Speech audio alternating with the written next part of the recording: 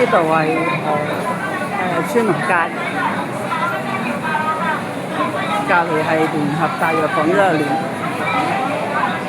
呢度係以前叫做和商場，而家好似叫聯匯，唔係幾記得叫咩名。新開咗間江南蘇，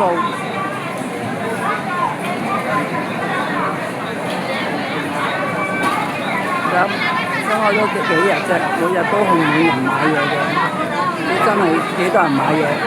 不過有啲蛋卷，我喺深圳嗰度就個超市12蚊一盒，呢度就賣25蚊盒，咁香港繼續貴啲啦。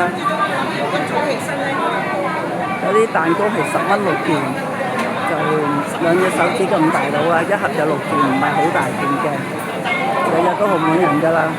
佢每日擺嘅嘢出嚟都唔同，不過肉鬆貝貝啊，同埋有啲叫做唔知鱔乜嘢就實有得賣嘅，而家幾擠擁，裏面就已經係工場啦。